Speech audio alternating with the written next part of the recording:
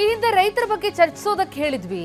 ಈವರೆಗೂ ರಾಜ್ಯ ಸರ್ಕಾರಕ್ಕೆ ಸಮಯ ಸಿಕ್ಕಿಲ್ಲ, ಹೀಗಾಗಿ ನಾವೇ ವಿಧಾನಸೌಧಕ್ಕೆ ಹೋಗ್ತಾ ಇದೀವಿ ಅಂತ ಗುಡುಗಿದ್ರು ನಿಖಿಲ್ ಕುಮಾರಸ್ವಾಮಿ. ಟಿವಿ9 ಜೊತೆ ಮಾತನಾಡ್ತಾ ಹೇಳಿಕೆ ಕೊಟ್ಟಿದ್ದಾರೆ. ಮುಖ್ಯಮಂತ್ರಿಗಳಿಗೆ ರೈತರು ಮನವಿ ಮಾಡ್ತಾ ಇದ್ದೇವೆ ಎಂದ್ರು ನಿಖಿಲ್.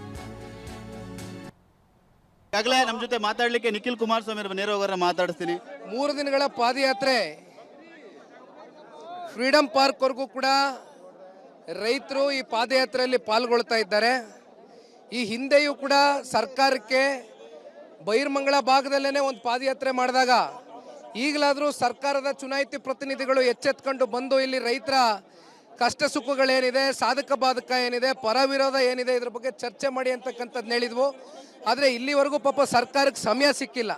ಹಾಗಾಗಿ ರೈತರು ನಾವೇ ವಿಧಾನಸೌಧಕ್ಕೆ ಹೋಗಿ ಇವತ್ತು ಸರ್ಕಾರಕ್ಕಿರ್ಬೋದು, ಜಿಲ್ಲೆಯಲ್ಲಿ ನಮ್ಮ ಮುಖ್ಯಮಂತ್ರಿಗಳಾಗಿ ಇವತ್ತೇನು ಹೊಸದಾಗಿ ನೇಮಕಾತಿ ಆಗಿದ್ದಾರೆ ಅವ್ರನ್ನ ಪ್ರಶ್ನೆ ಮಾಡಬೇಕು ಅಂತಕ್ಕಂಥದ್ದು ರೈತರ ಅಭಿಪ್ರಾಯಕ್ಕೆ ಮಣಿದು ಇವತ್ತು ಜನತಾದಳ ಪಕ್ಷ ರೈತರ ಜೊತೆ ನಿಂತಿದೆ. ಇದು ಪಾದಯಾತ್ರೆ ಪಶ್ಚಾತ್ತಾಪದ ಪಾದಯಾತ್ರೆ, JDS BJP ಅಂತ ದೊಡ್ಡ ದೊಡ್ಡ ಪೋಸ್ಟ್ಗಳನ್ನ ಹಾಕಿದ್ದಾರೆ. ಇದು ಪಶ್ಚಾತ್ತಾಪನೋ ಅಥವಾ ಯಾರ ಪ್ರಾಯಶ್ಚಿತ ಪಾದಯಾತ್ರೆ ಆಗ್ತದೋ ಮುಂದಿನ ದಿನಗಳಲ್ಲಿ ಅದು ಜನ 28ಕ್ಕೆ ತೀರ್ಮಾನ ಮಾಡ್ತಾರೆ.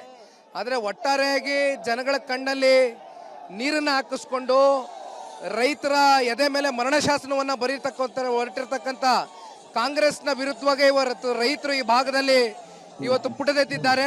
ರೈತರಿಗೆ ಉತ್ತರ ಕೊಡಬೇಕಾಗಿದೆ. ಅಭಿವೃದ್ಧಿ ಪರವಾಗಿ ರೈತರನ್ನ ಎತ್ಕಟ್ಟುವಂತ ಪ್ರಯತ್ನ ನಡೀತಾ ಇದೆ ಅಂತ ಹೇಳ್ತಾ ಇದ್ದಾರೆ.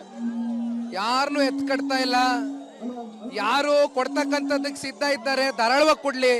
ಯಾರು ವಿರೋಧ ಇದ್ದಾರೆ ಅದು ಕಟ್ಟ ಕಡೆಯ ಒಬ್ಬ ರೈತನ ಜೊತೆ ಆದ್ರೂ ಕೂಡ ನಿಲ್ತಕ್ಕಂಥದ್ದು ನಮ್ಮ ಧರ್ಮ ಇದೆ, ನಾವು ನಿಲ್ತೇವೆ. ಜಾಹೀರಾತುಗಳನ್ನ ಕೂಡ ಮುಖ್ಯಮಂತ್ರಿಗಳು ಕೊಟ್ಟಿದ್ದಾರೆ. ಜಾಹೀರಾತುಗಳು ಕೊಡೋದ್ರಿಂದ ಏನ್ ಪ್ರಯೋಜನ ಬರ್ತದಣ್ಣ? ಇದಿಷ್ಟು ನಿಖಿಲ್ ಕುಮಾರಸ್ವಾಮಿ ಅವರ ಮಾತು. ಯಾರು ಪ್ರಾಯಶ್ಚಿತ ಯಾತ್ರೆ ಮಾಡ್ತಾ ಇದ್ದಾರೆ ಅಂತ ಹೇಳಿ ನೋಡ್ಬೇಕು ಅನ್ನೋ ಮಾತನ್ನು ಕೂಡ ಹೇಳ್ತಾ ಇದ್ದಾರೆ. ಕ್ಯಾಮರಾಮನ್ ಪ್ರೇಮ್ ಜೊತೆ ಸುನಿಲ್, ಟಿವಿ9 ಬಿಡದಿ.